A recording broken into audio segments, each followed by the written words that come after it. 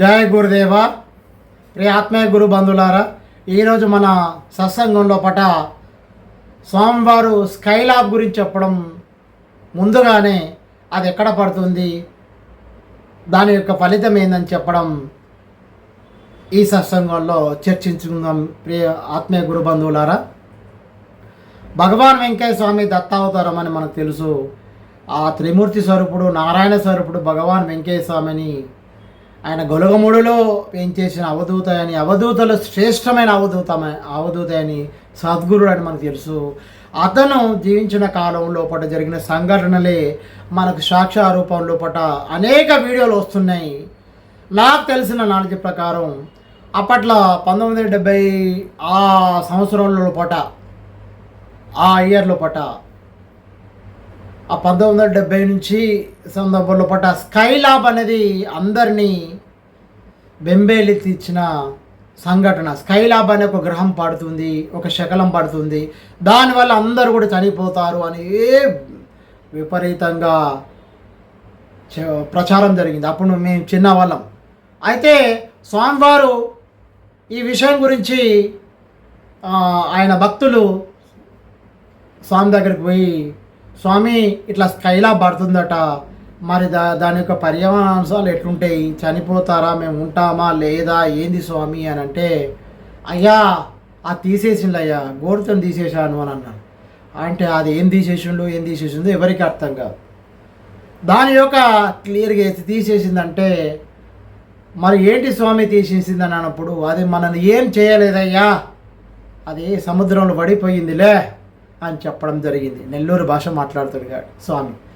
అయితే తర్వాత మనకు వార్తలు ఏమొచ్చినాయంటే అది అరబీ సముద్రం పడిపోయిందని, ఆ రకంగా దానివల్ల ఎటువంటి ఆస్తి నష్టం జరగలేదని చెప్పడం తెలియవచ్చింది.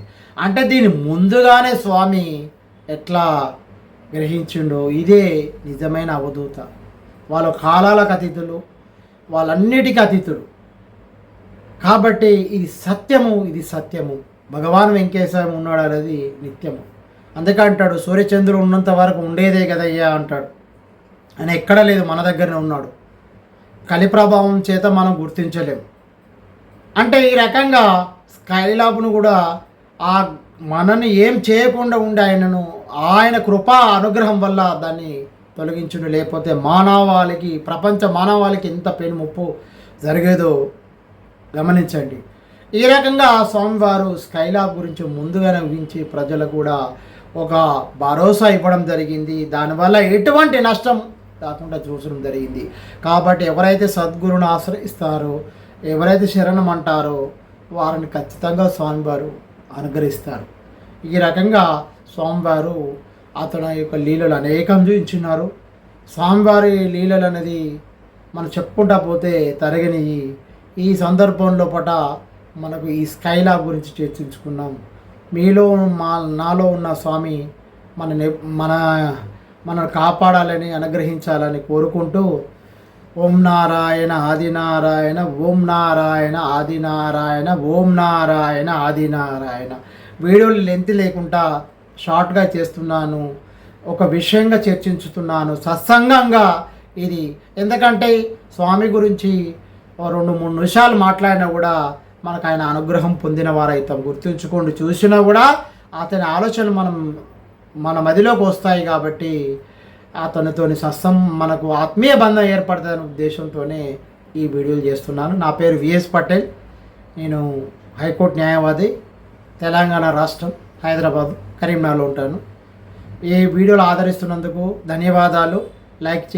లైక్ చేసి సబ్స్క్రైబ్ చేసి మీరు దీన్ని ఆదరించండి.